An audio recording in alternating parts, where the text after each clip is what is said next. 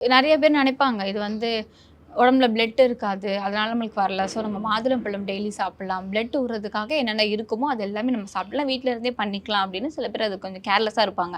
So இந்த அறிகுறி இருந்தா உடனே போயிடுங்க அப்படின்னா, அது எந்த ஸ்டேஜ் மேம்? கண்டிப்பா ஒரு சிலர் என்ன பண்ணுவாங்கன்னா, இந்த மாசம் தானே பீரியட் வரல. நமக்கு எப்பயுமே இர்ரெகுலர் பீரியட் தானே. 2 மந்த்ஸ் கழிச்சு வந்துரும். அடுத்த மாசம் வந்துரும். அடுத்த மாசம் வந்துரும் அப்படின்னு வெயிட் பண்ணிட்டே இல்லாம, ஒரு தடவையே உங்களுக்கு சைக்கிள் வந்து இப்ப 28 நாள் சைக்கிள் மேடம். எனக்கு 28 நாள்ல சைக்கிள் வந்துரும். இல்ல எனக்கு ஒரு 35 டேஸ் சைக்கிள். எனக்கு எப்பயுமே மாசம் மாசம் ஒரு 35 டேஸ் ரொட்டேஷன்ல சைக்கிள் வந்துரும். இப்ப இந்த இதுல ஏதாவது ஒரு சேஞ்சஸ் நடக்குது அப்படின்னா இனிஷியலாவே, அதாவது நீங்க முத்த விடாம இனிஷியலாவே போய் பார்த்தீங்கன்னா, அந்த நீர்க்கட்டி அளவு சின்னதா இருக்கும் போதே நம்ம வந்து மருந்து மாத்திரைகளே கரைச்சிடலாம். அப்படி இல்லை அப்படின்னா வந்துட்டு நீர்க்கட்டியை நீங்க பெருசாக்கி விட்டுக்கிட்டே போனீங்கன்னா, அது கண்டிப்பா வந்து பின்னாடி நாளடைவுல வந்து கர்ப்பப்பையில ஃபைப்ராய்டு வர்றதுக்கூட வாய்ப்புகள் கூட நிறையா இருக்கு.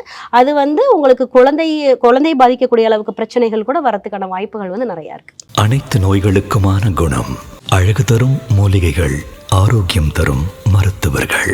டாக்டர் ஸ்ரீவர்மாஸ். ஆரோக்கியமும் ஆன்மீகமும்.